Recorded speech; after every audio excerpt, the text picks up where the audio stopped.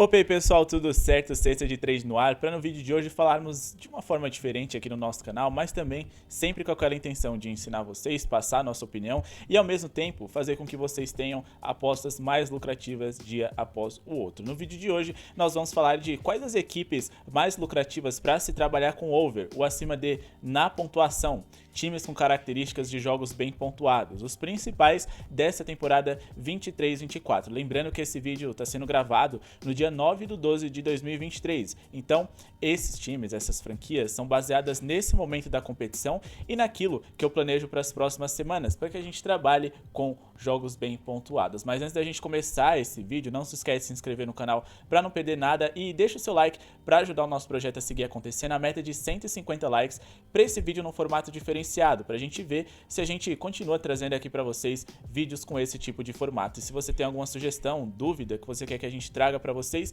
deixem nos comentários. Léo, a gente quer vídeo dos melhores times under, dos melhores jogadores para apostar em rebotes, em bola de 3, etc. Mas antes da gente começar esse nosso vídeo, vamos primeiro para uma explicação do que define uma equipe over na temporada 23-24. Obviamente, a gente pretende, acima de tudo, trabalhar com times que jogam num ritmo alto, que tenham um pace alto. Quanto mais pace, a gente sempre fala, maior o número de arremessos durante uma partida e com isso mais chances de jogos bem pontuados. Outra coisa, geralmente essas franquias são caracterizadas por terem um bom ataque ou um ataque minimamente médio e veloz, ou então uma defesa bem ruim. Na verdade, o ideal mesmo é que ele seja os dois ao mesmo tempo. Um time rápido, com ataque de top 10 e com uma defesa dentre as 10 piores da NBA. Aí, não tem erro, é um time over. É daqueles times que vão produzir jogos muito bem pontuados. Não necessariamente eles são ruins por serem frágeis na defesa e não necessariamente eles são imbatíveis por ser um ataque de elite. Aqui a gente está falando de over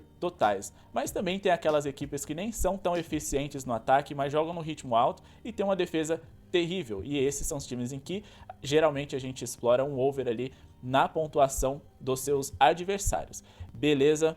E agora nós vamos citar aqui alguns dos principais times com essas características. Um dos principais deles é o Indiana Pacers. Claro, as linhas de pontuação nem sempre vão ser as ideais para a gente trabalhar, mas é um time rápido, que tem bola de 3, tem um dos melhores ataques da NBA, sempre esteve ali entre os 3 principais e no momento dessa gravação do vídeo é o primeiro ataque da liga por 100 posses de bola e é uma das 10 piores defesas. E como bônus, a gente tem ainda o principal lado frágil deles, digamos assim, o centro. O paint deles é um dos mais vazados da NBA, e quanto mais perto você tem um setor vazado da defesa de uma equipe, mais fácil é para o seu adversário converter em pontos, porque você não precisa de tanto talento para poder pontuar ali mais perto do garrafão. Outra equipe que segue mais ou menos essas mesmas características é o Atlanta Hawks, um ataque de top 10, uma defesa entre as 10 piores e que não é de hoje. Porém, o Atlanta Hawks eu diria que é um time um pouco mais misto na hora de executar a sua pontuação. Eles gostam da bola de 3, mas também gostam ali da bola de média distância e de curta também, só que tem um ponto aqui muito importante para a gente destacar. Por que o Hawks é um dos times mais overs da liga? Acontece que o paint também é um dos setores mais vazados deles, geralmente ali para pivôs, ala pivôs ou então alas que infiltram bastante, o Atlanta Hawks sofre bastante. Contra esse tipo de adversário, por exemplo, o Milwaukee Bucks da vida ali com Giannis Antetokounmpo, um 76ers com Joel Embiid, geralmente são times em que o Hawks vai sofrer bastante, mas a gente sabe o quão eles são competitivos quando saudáveis, então eles também vão pontuar. O Hawks é um dos times mais overs que temos na liga, pelo bom ataque e pela defesa ruim, principalmente. Mas eles também estão ali na parte de cima da tabela em relação a ritmo, mas não tanto quanto o Washington Wizards. Mais um time over que a gente tem que destacar nessa temporada. O ataque deles é melhor do que a gente imaginava. Não é excelente, mas ainda assim é um ataque ali de meio de tabela, que contribui bastante para que eles também puxem as linhas de pontuação para cima.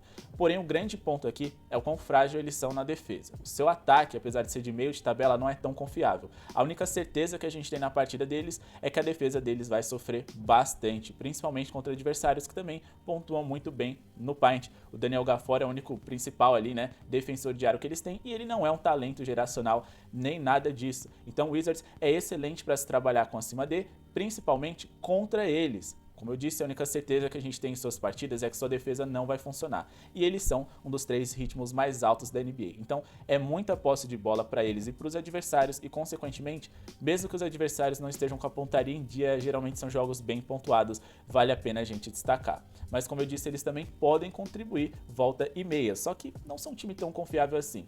Então, dependendo da defesa adversária, dá para trabalhar com over em pontos totais, mas eu prefiro trabalhar com over em pontos dos seus adversários, e principalmente a favor de alas pivôs e também de pivôs contra eles, porque eles não têm uma grande defesa desse setor, não. Então eu priorizo sempre trabalhar com over em pontos dos seus adversários, desde que o ataque do seu adversário seja minimamente competente. E agora vamos falar aqui de dois times que atacam muito bem, defendem mal, mas eles podem ter um salto na sua defesa. O primeiro deles é o Milwaukee Bucks. A gente já esperava que sem o Jrue Holiday e também com o Damian Lillard, eles seriam melhores no ataque e piores na defesa. Acho que eles podem melhorar nos dois setores. Seria um ataque ainda mais imparável e uma defesa um pouquinho menos pior, principalmente porque eles têm dois dos melhores defensores da liga, Brook Lopez e também o Giannis Antetokounmpo. Só que o resto da sua equipe ali, o backcourt, não é um grande setor defensivo assim. O Chris Middleton não é o mesmo desde as últimas lesões, Damian Lillard e Malik Beasley não são grandes defensores.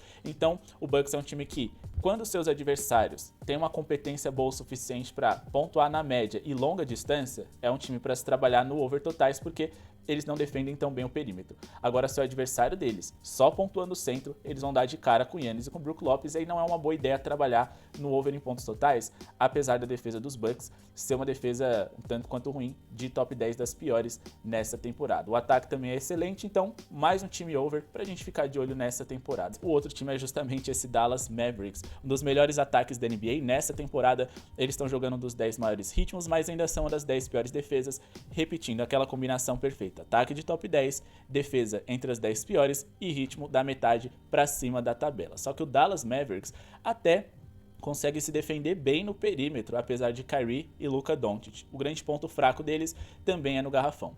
Então, é ao contrário ali do Milwaukee Bucks. O Milwaukee Bucks, quando enfrentam times ali que pontuam mal de 3 e bem por dentro, aí não é tão seguro a gente trabalhar com over totais, porque eles têm Giannis e tem também ali o Brook Lopez. Já o Dallas é ao contrário. Quando eles enfrentam ali um time que depende muito da bola de 3 e não sabe pontuar por dentro, geralmente é o Dallas que puxa essas linhas de pontos para cima. E aí, eles conseguem até defender razoavelmente bem os seus adversários. Mas quando eles enfrentam adversários com presença de garrafão, como por exemplo o Milwaukee Bucks, com Giannis, que eu já citei aqui pra vocês, aí eles passam um calor danado. Então, tenham isso em mente, o Dallas é um dos times mais overs da liga, mas você precisa sempre ter em vista: o adversário sofre muitas bolas de 3? Beleza, dá para trabalhar com Dallas. O adversário pontua muito bem por dentro, tem um grande jogador ali que atua no garrafão? Beleza, dá para investir contra eles, e se for essas duas situações ao mesmo tempo, é over totais.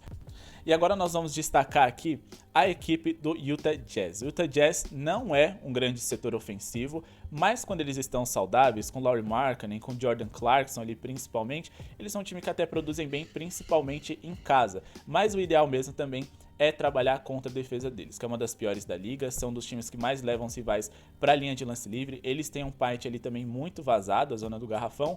Ele só tem ali o Walker Kessler como grande defensor e, sinceramente, o Jazz não tem nenhum compromisso com a vitória nessa temporada, principalmente fora de casa. Então, quando eles não estão sob seus domínios, trabalhar com over em pontos dos seus adversários é espetacular. E não importa quem é o adversário, não, desde que tenham ali um ataque minimamente saudável ali, os titulares à disposição, por exemplo. É um time interessante para a gente trabalhar com acima D, mas que dá para trabalhar com acima D totais quando eles estão com seus principais jogadores ofensivos disponíveis, Markkanen e Clarkson. E agora vamos falar aqui a respeito do San Antonio Spurs. O San Antonio Spurs não tem um ataque tão eficiente, mas é um time veloz, que consequentemente, graças a isso, volta e meia, eles pontuam bem. Mas a defesa não funciona. Apesar do impacto do Victor Wembanyama, ele é um só. O time está sempre muito exposto, nesse ritmo alto eles sempre dão posses para os seus adversários, e é um time excelente para você trabalhar com acima D dos rivais deles. E mais do que isso, eles são um time que permitem muitos pontos após assistências, então trabalhar com over em assistências dos principais passadores da NBA sempre que eles enfrentam o San Antonio Spurs é sempre interessante, até para você fazer uma dupla ali com over em pontos a favor do time que joga contra os Spurs, mas acima de tudo, sempre pensar no acima D. Trabalhar em abaixo D, nesses times aqui que eu tô citando para vocês, só se as linhas estiverem muito altas mesmo. E agora vamos finalizar aqui com o Charlotte Hornets, um time excelente para a gente trabalhar contra a pontuação deles, né? Sempre over a favor dos seus adversários, uma das piores defesas da liga, um dos ritmos mais altos, aquela combinação toda que eu já falei para vocês. Porém, sem o LaMelo Ball, a gente precisa prestar atenção.